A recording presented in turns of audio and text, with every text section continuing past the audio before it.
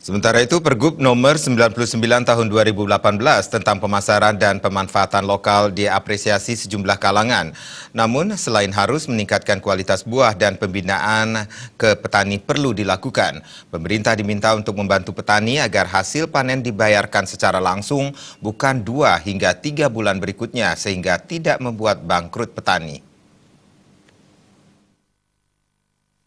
Ketua Asosiasi Pewarta Pemerhati Indonesia Bali, APPI Bali, Madi Sujana, mengapresiasi Pergub nomor 99 tahun 2018 yang menyatakan bahwa pemerintah melindungi hasil-hasil pertanian masyarakat lokal Bali dengan menginstruksikan sebanyak 60% buah di hotel dan swalayan menggunakan hasil panen masyarakat lokal Bali.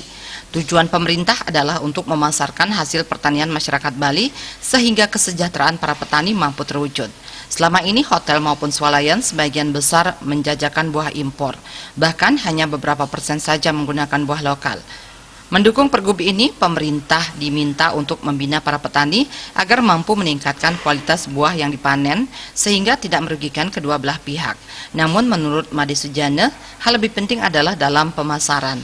Pemerintah diminta untuk menjembatani antara petani dan pengguna, yakni hotel dan swalayan agar membayar ke petani mampu dibayarkan secara langsung. Sebagian besar hotel dan swalayan selama ini melakukan pembayaran 3 bulan sekali per sekali transaksi. Cara tersebut dipastikan membuat para petani mati karena tak mampu memutar modal. Kalau petani itu berhubungan langsung dengan restoran, hotel, atau swalayan, itu soal pembayaran. Pembayarannya itu tidak tahan kalau petani. Petani itu harus dibayar tunai.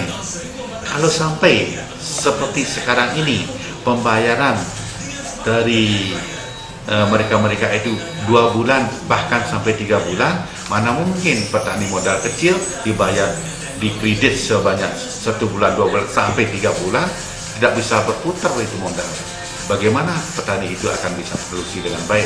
Nah, itu yang disebut dengan penyangga, harus ada penyangga. Diterbitkannya Pergub 99 tahun 2018 menjadi tantangan pemerintah Provinsi Bali dalam menggeliatkan petani dan kesejahteraan masyarakat Bali. Jaya Kusuma, Bali TV.